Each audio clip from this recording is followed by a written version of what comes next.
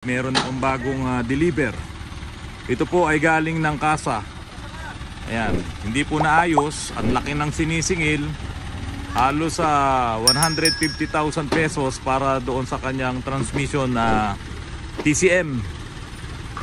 Dinodocument ko lang ang pagbababa dito at ito'y aayusin po natin. Ito pong unit na to, umaandar po ito.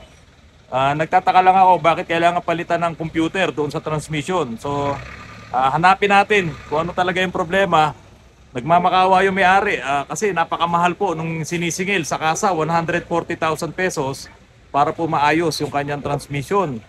Sabi ko, tignan muna natin, pagtulungan muna natin na isolve yung problem. Kanina tinest drive ko, ang findings ko hindi po TCM kasi unang-una walang nag-a-appear doon sa dashboard na may problema to sa TCM. So nasa loob pa rin ng transmission yung problema at meron kasing nasisira ditong parang tensioner, no? Doon sa loob na nadudurog, na kapag ka po yun ay nadurog, papasok doon sa filter at yun na nga po ang magiging problema, magbabara yung transmission filter. So isa po yun sa pwedeng naging problema nito. Pero kanina umaga nakausap ko na po yung may-ari nito, ayaw lang magpabanggit ng pangalan at meron nga rin po kaming video, meron akong interview po sa kanya, ayaw rin po niya magpakita ng kanyang mukha. Kasi nga po, nagtatrabaho siya sa isang ahensya ng gobyerno na hindi dapat silang makilala. Bago pa po niya dalhin sa kasa ay meron na ring pinanggalingan ng mga shops. Kaya po, ito, pakinggan nyo po kung ano ang kanyang kwento. Eventually, yung huling pinuntahan namin, sabi niya, yung kasa lang daw makakagawa kasi TCM daw yung may problem. Ayun. So, from ibang shop, sinabi na nila yung findings nila, yung diagnose nila, TCM. Based sa code na nakuha nila sa scanning.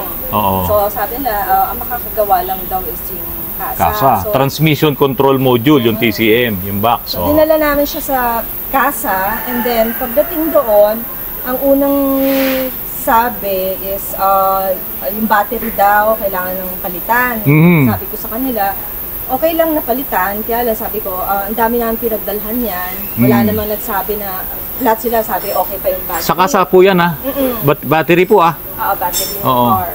So sabi nila, lahat kasi nang napuntahan namin, ilan na yun, okay pa raw yung condition ng battery, wala daw problem, so hindi kailangan palitan. Kasi naisip din namin dati na magpalit ng battery, wala daw problem yun.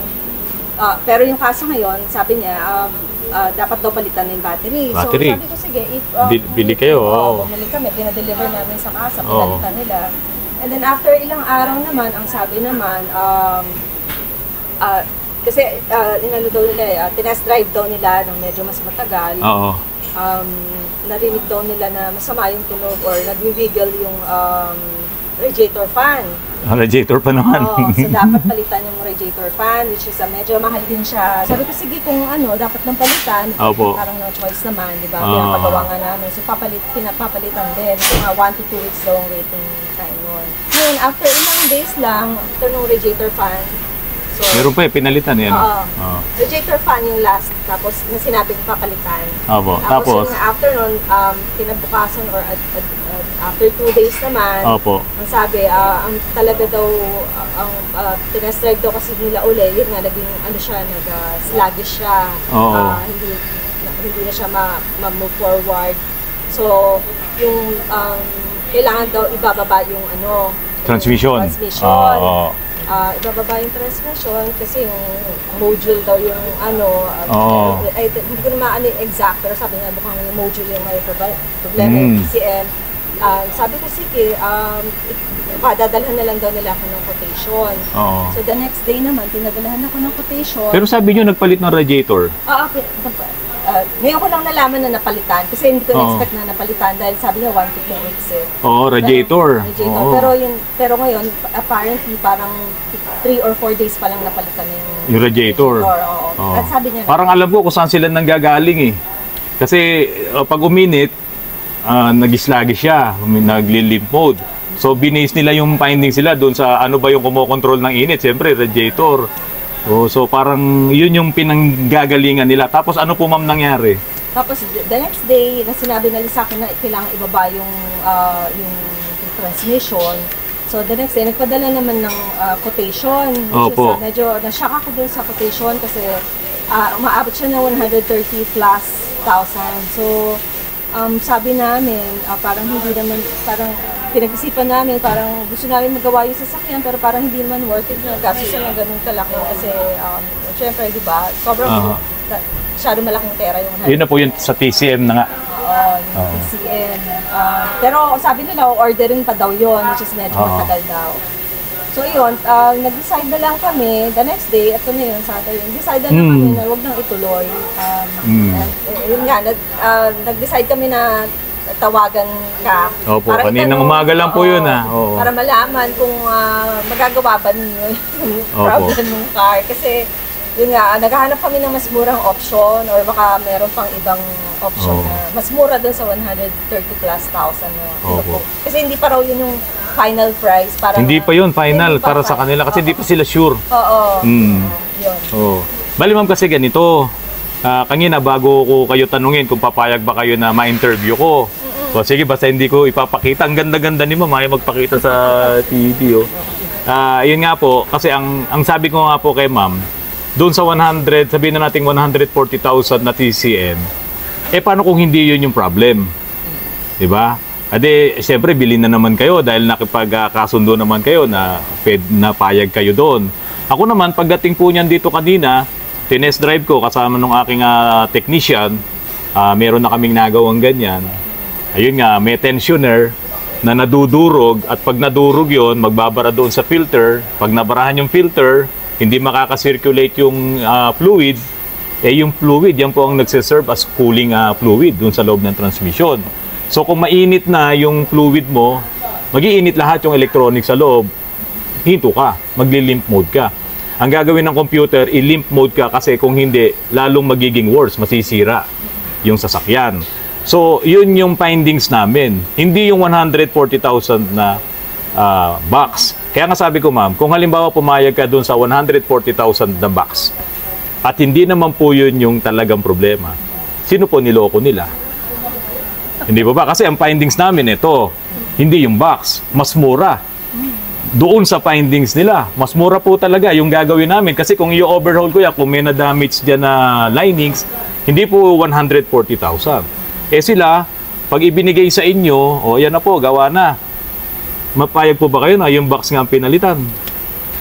Actually, ang plano po namin sana is pinag-isipan din namin na tanggapin yung ganung quotation nila. Yun nga lang, parang confirm namin sa kanila na after namin magbayad mo, talagang masusolve yung problem. Makinis na makinis pa, wala kang makikitang tagas ng langis or kung ano man. Kahit ito po ay 11 years na, ang tinakbo naman nito ay kakaunti lang. Halika, samahan nyo ako rito para maipakita ko po sa inyo. Kakaunti lang ang tinakbo nito at ito po ay 23,603 lamang po ang kanyang odo. Papanood namin yung ilang vlogs nyo, hindi man din kami masyadong nanonood kasi wala din kami alam sa sasakyan.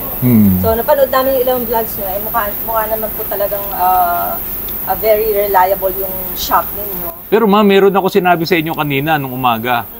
Kung ano yung sabi ko na ang gagawin ko na lang, sabi ko sa inyo, di ba? Kasi siyempre, Chevrolet yan, hindi ganun kadami yung pyesa niyan dito. May ginawa nga ako yung Chevrolet Cruze, Di ba, kinuwento ko sa inyo, pinalitan ko ng transmission talaga dahil walang mabiling mga solenoid. So, ang talagang option lang, magpalit ng surplus. Kaya lang man, pagdating dito sa amin, nakagawa na po kami ng ganyan. Kaya, yun na yung unang findings po namin. And hopefully, yun na nga po yung problem. Mag-o-order po ako ng pyesa na yun. Yun po yung tensioner na binanggit ko po sa inyo. At yung ibang mga nagawa po namin na same model niyan, yun po kasi yung problem. Mga kapatid, kaya ko po ginawa yung video na to, hindi para po sabihin na mas magaling si Autorans dun sa kasa. Kasi po, iba naman yung findings namin dito. Dahil nga, wala naman lumalabas na check engine dun sa kanyang dash para sabihin mong TCM ang may problema. Kasi pag TCM talaga yung may problema, kahit sabihin mong malamig pa yan, at hindi mo kailangang hintayin na uminit yan, talagang magkakaroon ng check engine yan.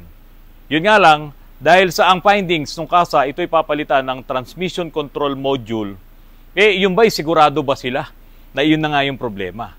Ang kadalasan po kasing nangyayari kapag doon ginawa, bili, palit nito, palit yan, parang yung katulad ng Fortuner na dinala doon sa kasa rin, diyan sa bulubunduking lugar na yan, aba, ang laki na ng nagastos niya. Ang dami niyang pinalitan ng mga solenoid, ang dami niyang pinalitan ng mga pyesa, pero hindi pa rin pala iyon ang sira. Kaya ngayon, yung mga pyesang pinalitan na yon ay binayaran din niya sa kabila nung hindi naman nagawa. Kaya nga po, yun ay tinow at dinala rin po dito sa amin. At yun nga, ang sira po ay yung clutch drum at ilang mga linings na na-damage na. So dito po, ang talagang naging problema nito ay sa loob ng transmission, doon sa ibang mga nagawa namin na nadurog nga yung tensioner na yon at humahalo po yun doon sa fluid. At paghalo po nun sa fluid, papasok yun doon sa filter at magbabara siya doon sa filter. Kaya po, hindi na makakasirculate ngayon yung fluid doon sa loob ng transmission, which is yung fluid na yon ang magsisilbing cooling fluid ng transmission mo. So since may electronics sa loob ng transmission mismo doon sa valve body, kapag uminit yun, pag naabot niya, yung delikadong init, talagang yan ay ihihinto ka. Dahil magkakaroon yan ng code na nag-o-overheat na ang iyong automatic transmission. So magkakaroon ka ng limp mode, magiging sluggish siya, at yun nga, hihinto talaga yung sasakyan mo para hindi siya lalong masira. Hopefully po, ma-workout doon, pero hindi katulad nung, ang dami na kasi nilang pinalitan, pero yung diagnosis nila, ang layo eh. Kasi tinest drive po namin, ang ganda ng shifting, powerful. Ngayon, tinest drive po namin kanina. After na gawin mo yung... So ano yung sinasabi nilang sira yung TCM? Tapos wala kang makikita na indicator doon sa dash. Wala, check engine? Wala po, wala sa check engine. So, bali ma'am, yun yung gagawin natin dyan. Meron na rin naman kaming nagawang ganyan. Siyempre, hindi ako magpapabili na magpapabili. So, doon muna ako magko-concentrate. Doon sa nadurog na pyesa na yon na ginawa na rin naman namin before, baka same din yung problem. At pwedeng barahan din niya yung mga solenoid. Kaya ito, i-overhaul, lilinisin po talaga siya. Para mawala yung mga bara-bara at mag-circulate yung fluid. Parang dugo natin yan eh. So parang kahit i-dialysis mo, kung sira na kidney mo, useless, di ba? So kailangan siyang buksan, tanggalin yung filter, palitan yung kidney, ayan na. Yeah, tapos na po yung problema. At least naagapan niyo po yan. Bibigyan ko po kayo ng update dito sa Chevrolet na yan, sa Spin, kapag ito ay natapos na namin. Yun nga lang kasi, mag-order pa kami ng pyesa niyan, pinakamabilis na yung 1 linggo na dumating sa amin. Pero ito, bubuksan na namin, titignan namin, kasi malalaman mo naman kung barado na talaga yung filter nito. Tandaan nyo po mga kapatid, kapag ka po kayo ay nagkakaroon ng issue sa inyong mga transmission, na yung kapag ka uminit na, ay saka lang siya nagkakaproblema, humihinto na, parang katulad nito sa Chevrolet, dahil ito ay electronic na yung valve body nito. So siyempre, sa sobrang init ng fluid mo, dun sa loob ng iyong automatic transmission, hindi siya nakakapag-circulate, barado siya, asahan mo, magkakaroon ka ng ganitong klaseng problema. Dahil po sa nagbabadya ang bagyong Pepito, napakalakas na bagyo nito, nandiyan, nananalanta na po sa Kabikulan. Kaya ngayon, pinupuno na namin itong loob ng shop. Ayan, siksikan na naman, parang sardinas, yung aming mga sasakyan dito. At pati yung mga nasa labas, ililipat ko, meron pa akong parking space doon.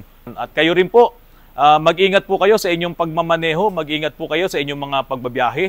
Kung maaari po sana, kung babiyahe kayo sa lugar na affected talaga ng bagyo, huwag na po kayong bumiyahe.